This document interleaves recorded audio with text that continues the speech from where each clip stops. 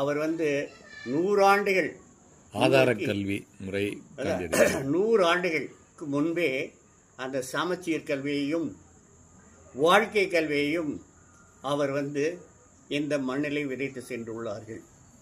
என்றும் நான் அங்கே டிஓஎஸ்லே பணிபுரியும் காலத்திலே ஏறக்குறைய எல்லா ஆண்டுகளும் ரெட்ரீட் செய்யும்போது மற்ற நேரங்களில் நாங்களும் அந்த கல்லறையிலே அவருடைய மன்றாடி மனசாந்தி பெற்றதெல்லாம் உண்டு.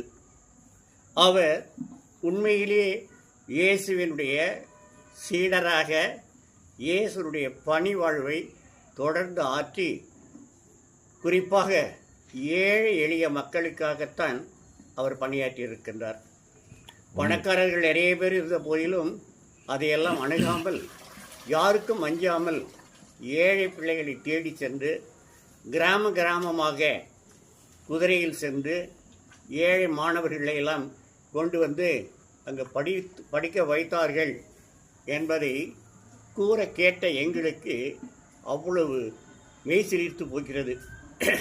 ஒரே ஒரு மன வருத்தம், அவரை நேரால் காணக்கூடிய பாக்கியம் எங்களுக்கு இல்லை. இருந்தாலும் அவர் விட்டு சென்ற விழுமியங்களை நாங்கள் கற்றுக்கொள்வதற்கு அந்த நிறுவனம் ரொம்ப ரொம்ப ரொம்ப உதவியாக இருந்தது. நீங்கள் இப்பொழுது கேட்கும் பொழுது இதையெல்லாம் பகிர்ந்து கொள்ள ஒரு வாய்ப்பு கொடுத்ததற்காக உங்களுக்கு நன்றி செலுத்துகிறேன். வாழ்க கவ்வான் டஃபி, வளர்க அவரது புகழ்.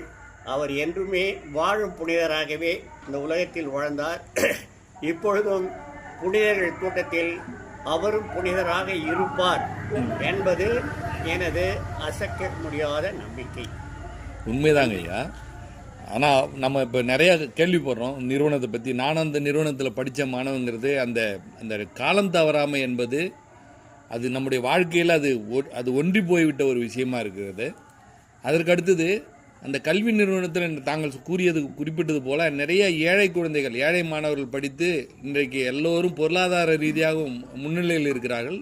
அது மட்டுமல்லாமல் அந்த நிறுவனத்தில் படித்த மாணவர்கள் அனைவரும் முதல் நிலையில் எல்லாவற்றின் ஒழுக்கத்திலும் சரி, அந்த அவர்களுடைய அந்த காலம் தவறாமை, அது மட்டுமல்லாமல் தங்களுடைய கடமையை சரியாக செய்கின்ற அந்த கடமை உணர்வு எல்லாம் அந்த நிறுவனத்தில் படித்தவர்களுக்கு அது அவர்களுடைய உடலோடு ஊறி போகின்ற ஒரு விஷயமாக இருக்கிறது. இன்னும் நிறைய விஷயங்கள் நாம் சொல்லிட்டு போகலாம். அந்த அவருடைய அந்த கல்வி முறை மிகச்சிறப்பான கல்வி முறை. தாங்கள் குறிப்பிட்டது போல அது இப்போ இன்று இருக்கக்கூடிய அரசாங்கங்கள் எல்லாம் கடைபிடிக்கின்ற ஒரு நெறிமுறையாகத்தான் இருக்கிறது. ஒழுக்கத்திற்கு அந்த நிறுவனத்தை போல வேறு ஒரு நிறுவனத்தை நாம் குறிப்பிட முடியாது. தங்களுடைய கருத்துக்கள் அனைத்தையும் பகிர்ந்து கொண்டதற்கு நன்றி.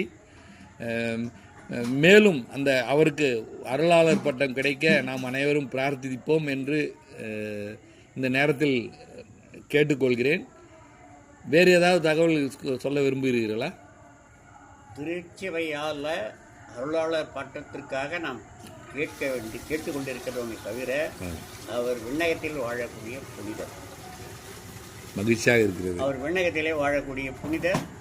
விண்ணகத்திலிருந்து அந்த நிறுவனத்துக்காகவும் அதை சார்ந்தவற்றிற்காகவும் அவர் இயேசுவிடம் பரிந்து பேசிக்கொண்டுதான் இருக்கிறார்.